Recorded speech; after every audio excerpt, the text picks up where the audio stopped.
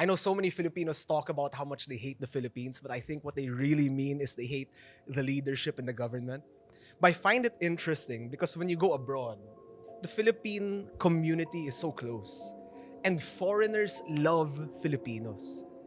And then when they talk about our country, we're known as one of the most beautiful people and one of the most beautiful countries there are. In fact, when they made a list just this year of the most beautiful beaches around the world, Philippines was number one. Yeah. And so to me, the idea that to everyone else, our home is a paradise. Our people are some of the most loving people. And yet the moment Filipinos come back to our country, all of a sudden we hate each other. Tama. All of a sudden we're fighting each other. And there's such a large disconnect there. And we were talking not too long ago about how it's kind of different, the men here versus abroad. Because in the Philippines, it's very matriarchal. Meaning, oftentimes, it's the mom, the lola, who leads the family. They're the ones who know what you're going through, what school you're going to, who your teachers are. And the dads tend to be hands off. They just focus on providing, and then that's it. Yeah. And we can see the effects of fatherlessness in our country. And it doesn't mean that fatherlessness simply means you never grew up with a dad. It could also mean that your dad was present, but never took the time to be intentional with you. Yeah. Or it could be your dad is an OFW. He loves you so much, but he's not here. Or it could be that your dad, like in your case, was just a bad dad. And the question is, a lot of young men now, they're being held to a certain standard of who they should be, how they should live. But no one took the time to actually teach them. No one took the time to actually mentor them. Yeah. And the moment we fail, we hear phrases like, all men are trash, walang kwenta yung mga Pilipinong lalaki. And I think it's so unfair because no one is really and actively teaching men how to grow their character. And I think the more we help young men learn about these things, the things most people don't talk about, they don't teach this in school. They don't talk about this in their friend groups. And most parents don't discuss it. But if more young men are able to grow into maturity, then we'll have better husbands, better fathers, better leaders.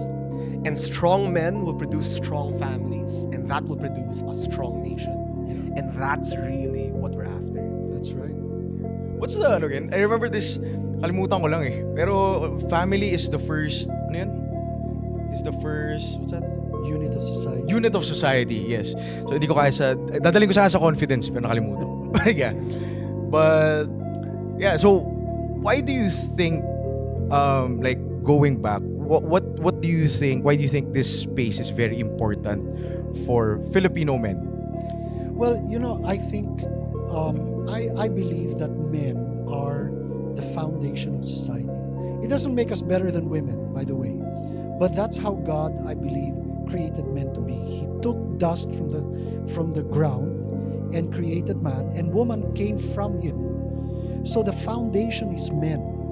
It's true that the family is the smallest unit of society, but I think the foundation of society is men. Society and a nation will only be as strong as the men are strong, because everything is built from him. And again, it's not to put women down, it's not to say they're second-class citizens or anything. Men are the builders, women are the beautifiers. They make things beautiful, men make things strong. And so it's so important for men to be strong, for men to be whole. And that's why I believe that the enemy, the devil, will do everything he can to destroy men because we're the foundation. And just like any building, any structure, it will only be as strong as the foundation. The higher the building is, the deeper and more stable the foundation must be. And if the devil can destroy the men, then society will not go as far as it potentially can. And so our show, this podcast really is about strengthening the men, and understanding our role. Now, we're not women, so we're not going to really be speaking to women directly, but hopefully the families can become better as the men become stronger, as the men become whole. But we also need to understand, what does it mean to be strong?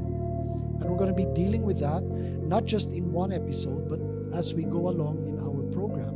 And I think it's important to be able to understand that number one, we're not perfect. None of us here. We're not perfect. Far. We're also growing in the process.